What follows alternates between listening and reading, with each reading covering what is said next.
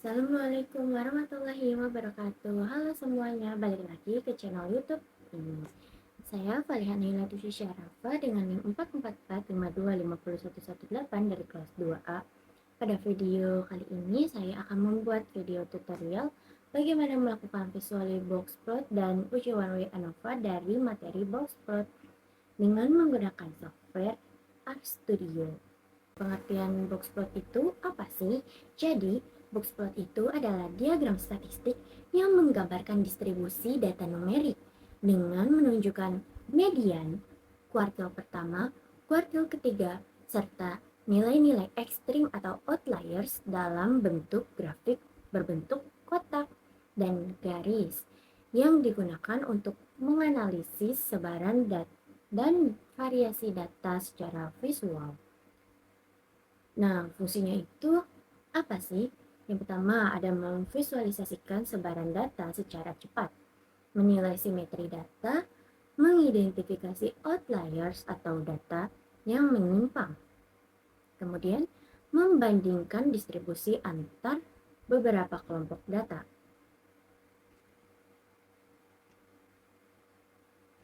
One way ANOVA adalah metode untuk membandingkan data dari 3 kelompok atau lebih untuk melihat apakah ada yang berbeda. Nah, one way uji ini hanya melibatkan satu variabel bebas atau faktor kategorikal. Oke teman-teman, kita langsung masuk ke tutorialnya aja. Nah, di sini aku udah masuk ke web dari ANOVA-nya. Sini ada 3 tools yang akan kita pakai. Yang pertama ada tidyverse untuk memanipulasi dan memvisualisasi data. Terus yang kedua ada ggplot itu untuk membuat plot yang mudah dipublikasikan. Terus yang ketiga itu ada rstatics. Dia menyediakan fungsi R yang mudah digunakan dengan pipe untuk analisis.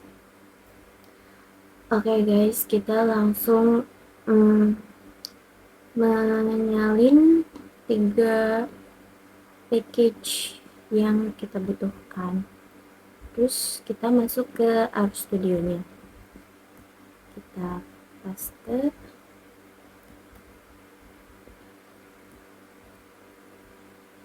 Jangan lupa untuk mendownload ketiganya. Kita klik ke tools ya teman-teman. Setelah itu klik install package dan ketik tidyverse. Kita klik install.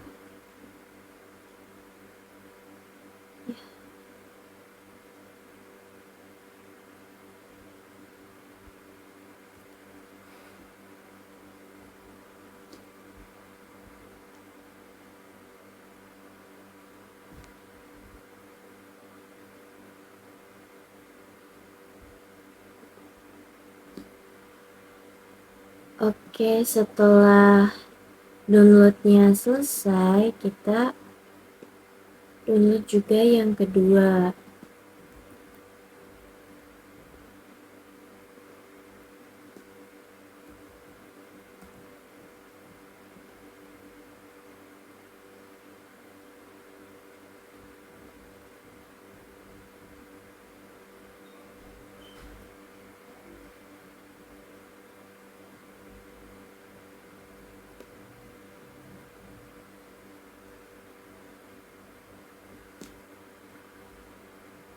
Setelah yang kedua sudah terinstall, kita download yang rstatics. Masuk lagi ke tools, kemudian install package. Kita install ya teman-teman. Oke, downloadnya udah selesai. Kemudian kita enter dan kita masuk ke bagian web ANOVA-nya.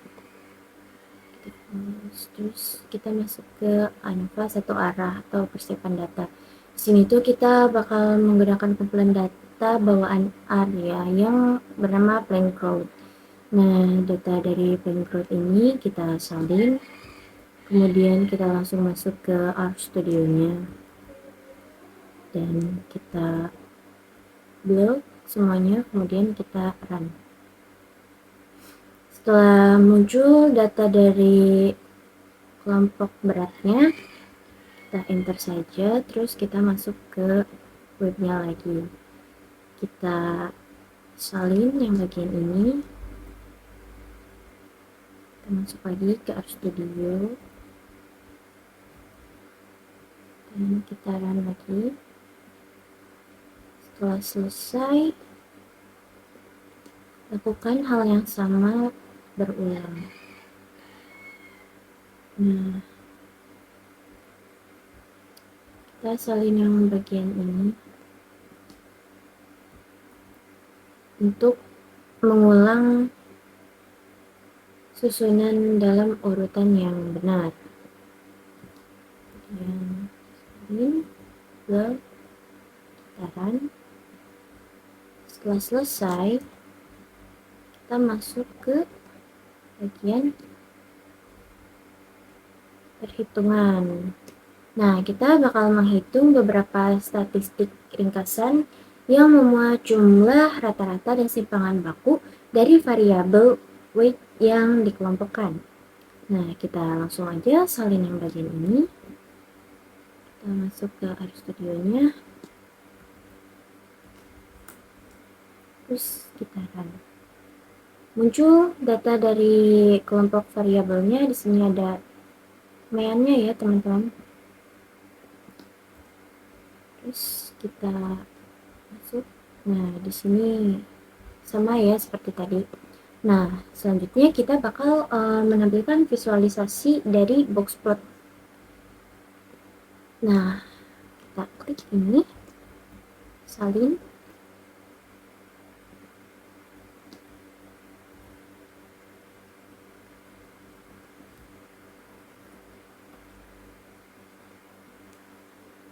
Setelah disalin, dia bakal muncul gambar boxplot seperti yang ada pada webnya. Sudah sama ya teman-teman.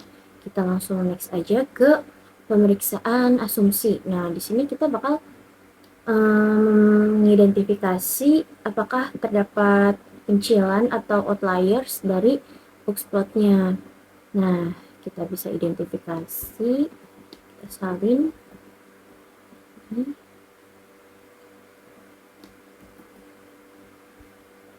Kemudian masuk ke RStudio-nya.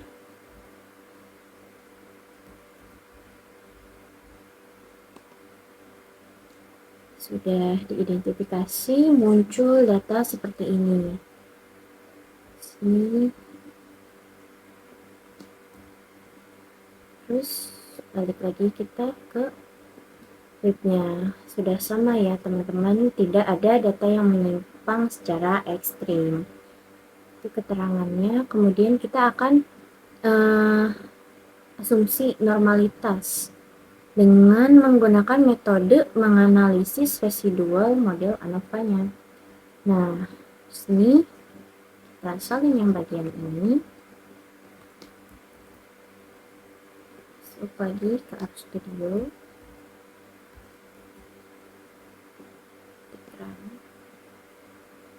Setelah dianalisis, akan muncul grafik seperti ini ya teman-teman. Nah,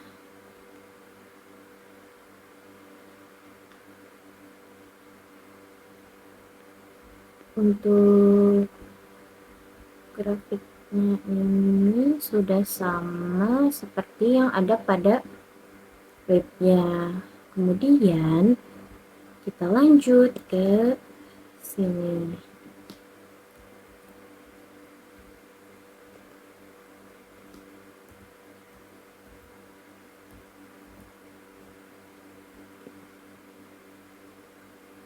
Sudah, sini muncul residualsnya. Ini statistik p-value-nya muncul. Kita balik lagi ke webnya. Nah, di sini tuh semua titiknya terletak di sepanjang garis referensinya. Kita bisa mengasumsikan bahwa datanya tersebut normal ya. Nilai nilai P-nya itu sama dengan 0,13. Kemudian kita bakal memeriksa asumsi normalitas berdasarkan kelompok. Sini akan menghitung setiap tingkat kelompok. Jika datanya terdistribusi secara normal, maka nilai P-nya itu harus lebih besar dari 0,05 ya teman-teman.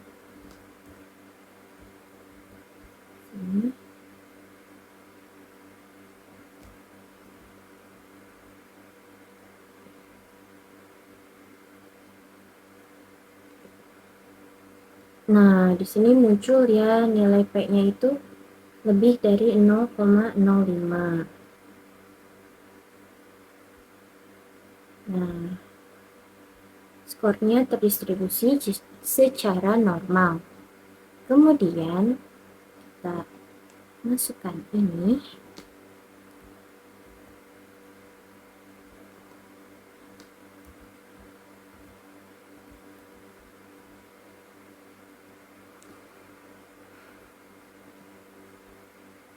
Maka dia akan muncul 3 gambar grafik atau 3 gambar garis dari setiap kelompoknya. Nah, ini setelah itu kita langsung masuk ke webnya lagi. Sudah sama ya teman-teman. Sini semua titiknya itu terletak kira-kira di sepanjang garis referensi untuk setiap selnya. Nah, setelah itu kita akan mengasumsikan homogenitas dari variansnya. Yang pertama ada plot residual versus fits, itu digunakan untuk memeriksa homogenitas dari variansnya. Kita salin yang bagian plot model 1. Kita masuk ke artnya. Kita langsung aja load, setelah itu di run dan akan muncul grafik residual seperti ini teman-teman. Di sini juga muncul datanya. Nah, langsung lanjut ke webnya. Di sini menyatakan bahwa pada grafik yang sudah muncul ini tidak adanya hubungan yang jelas antara residual dan nilai prediksi atau rata-rata dari setiap kelompoknya. Ini merupakan hal yang baik, kita dapat mengasumsikan homogenitas variansnya. Terus langsung kita lanjut, kita bisa menggunakan uji Livini untuk memeriksa homogenitas varians. Nah, kita salin aja ya teman-teman.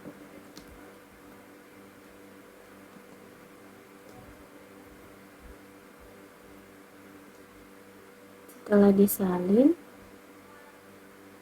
muncul data seperti ini di sebelah kiri. Oke guys, next.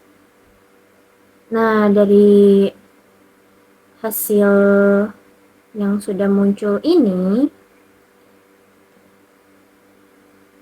kita bisa melihat bahwa nilai P-nya itu sama dengan lebih dari 0,05 yang berarti tidak signifikan. Dan ini juga berarti bahwa tidak adanya perbedaan signifikan antara varians antar kelompok. Dan oleh karena itu kita bisa mengasumsikan homogenitas variansnya ini pada kelompok perlakuan yang berbeda. Nah, terus kita langsung masuk aja ke komputasi. Sini sudah ada ya, kita salin aja. Terus kita masuk ke RStudio ya. Kita run, akan muncul data seperti ini. Ada data ANOVA table dari type 2 test.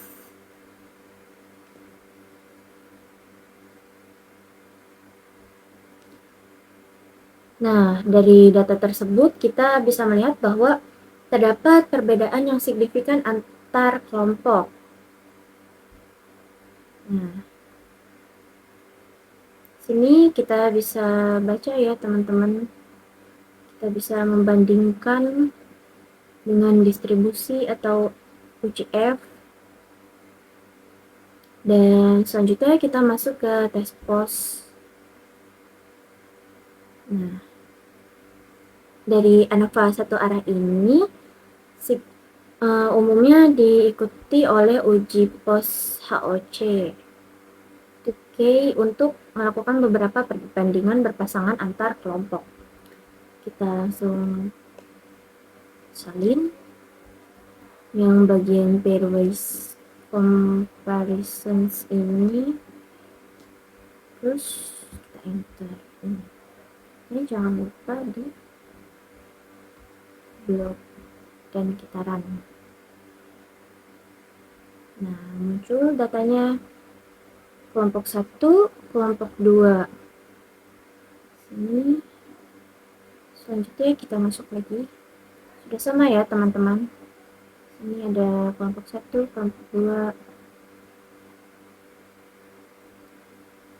dan outputnya itu berisi kolom-kolom seperti ini. Dari hasil output tersebut kita bisa melihat bahwa hanya perbedaan antara TRT1 dan TRT2 dan TRT1 yang signifikan. Nilai P-nya itu sama dengan 0,012. Di sini kita dapat melaporkan hasil ANOVA satu arah sebagai berikut. Kita bisa langsung ke yang ini, kita salin.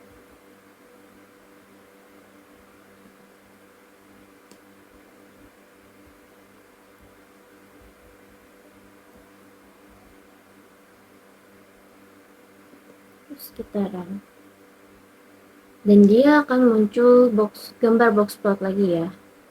Di sini terdapat F-nya itu menunjukkan 4,85 dan P-nya itu 0,016. Ini ada visualisasinya ya teman-teman. Lanjut lagi, sudah sama ya gambarnya. Nah, di uji ANOVA satu arah klasik ini tuh memerlukan asumsi kesamaan dari varians untuk semua kelompoknya. Nah, kita akan melakukan uji satu arah Wells. Ini alternatif dari ANOVA satu arah standar dalam situasi di mana homogenitas varians tidak dapat diasumsikan.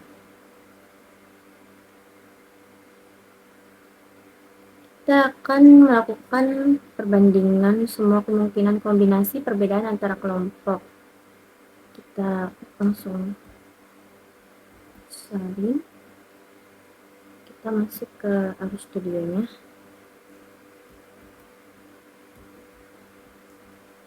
Terus kita run.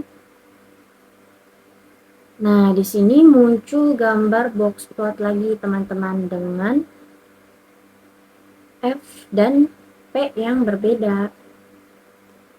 Nah, sudah sama seperti ini.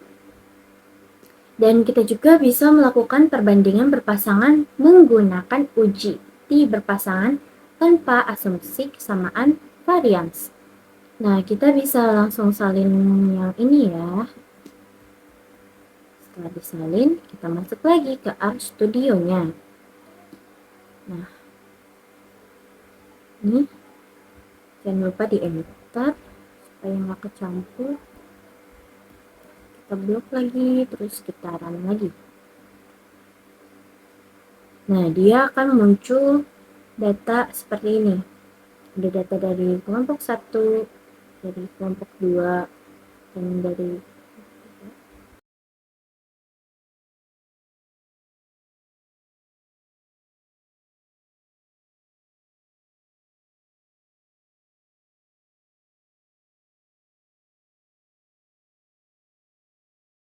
Oke teman-teman, jadi hasil statistik utama atau Wells ANOVA-nya itu signifikansi. P-nya sama dengan 0,017. Karena nilai P-nya lebih kecil dari ambang batas standar 0,05, maka dapat disimpulkan bahwa terdapat perbedaan berat atau weight yang signifikan secara statistik di antara ketiga kelompok tersebut yang CTRL, TRT1, dan TRT2. Terus metode Wells itu digunakan karena kemungkinan varians atau keragaman data antar kelompok ini tidak sama. Nah, selanjutnya untuk jumlah sampel yang dilambangkan dengan N itu ada 30. Total data yang dianalisisnya itu 30 observasi. Selanjutnya, interpretasi visual box plot. Kelompok TRT2 itu memiliki median berat yang paling tinggi dibandingkan dengan kelompok lainnya. Kelompok TRT1 memiliki median berat paling rendah. Situ terlihat ada titik hitam di atas whisker atau kumis box plot dan menandakan adanya outliers atau data pencilan atau juga bisa disebut nilai yang tidak biasa dan terlalu tinggi di kelompok tersebut. Sedangkan untuk kelompok CTRL itu berada di posisi tengah antara TRT1 dan TRT2. Dan secara keseluruhan, eksperimen ini menunjukkan bahwa perlakuan TRT2 itu menghasilkan berat yang secara signifikan lebih tinggi dibandingkan perlakuan TRT1. Perbedaan antara grup kontrol atau TRL ini dengan grup lainnya tidak dianggap signifikan secara statistik dalam pengujian ini.